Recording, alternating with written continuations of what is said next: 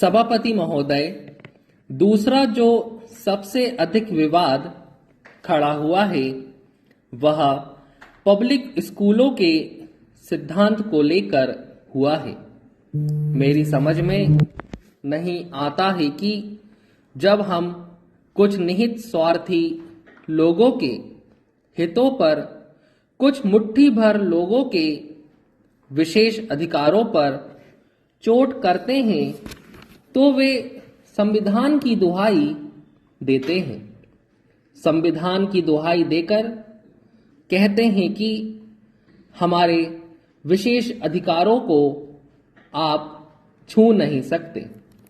इसमें चाहे राजाओं के प्रिवी पर्स का सवाल हो, चाहे राजकुमारों की शिक्षा का सवाल हो, या बड़े बड़े सेठों के बच्चों या बड़े बड़े नेताओं और अफसरों के बच्चों की शिक्षा का सवाल हो।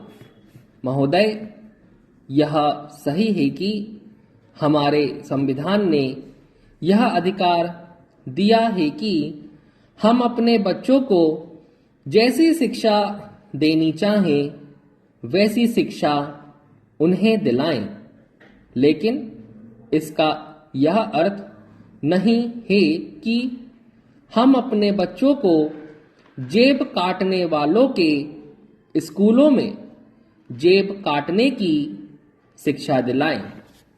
मेरी यह निश्चित धारणा है कि आज जो इस तरह के पब्लिक स्कूल हैं वे जेब काटने वाले पैदा कर रहे हैं। हमारे देश के अंदर सबसे अधिक समाज विरोधी तत्व इन्हीं स्कूलों द्वारा पैदा किए जा रहे हैं। जो बच्चे इन स्कूलों से निकलते हैं वे पता नहीं अपने आप को क्या समझते हैं। जो साधारण गरीब जनता है उसके लिए उनके दिलों में वहां पर नफरत पैदा की जाती है। जब वे इन स्कूलों से निकलकर बाहर आते हैं तो ऐसा व्यवहार करते हैं जैसे वे स्वर्ग से उतरकर आए हैं। इन पब्लिक स्कूलों में हमारे देश की संस्कृति, हमारे देश के महान इतिहास, हमारे देश की शिक्षा से बच्चों के दिलों में नफरत पैदा की जाती है। इस प्रकार की शिक्षा जो हमारे इन पब्लिक स्कूलों में दी जाती है वह राष्ट्र विरोधी है, समाज विरोधी है और वह देश के लक्ष्यों, हमारे राष्ट्र के उद्देश्यों को प्राप्त करने में सहयोग प्रदान करती है, बल्कि उनमें बाधा डालती है।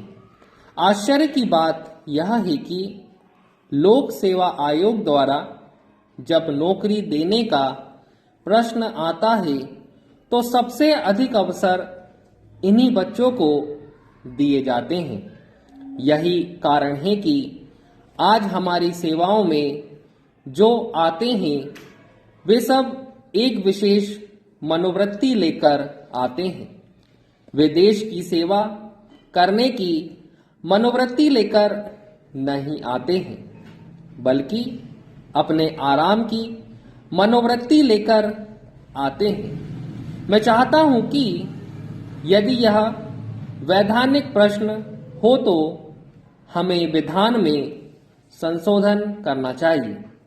इससे पहले हम इतना तो कर ही सकते हैं कि इन पब्लिक स्कूलों और दूसरे सरकारी या गैर सरकारी स्कूलों में जो फीस में असमानता है वह असमानता ना रहे।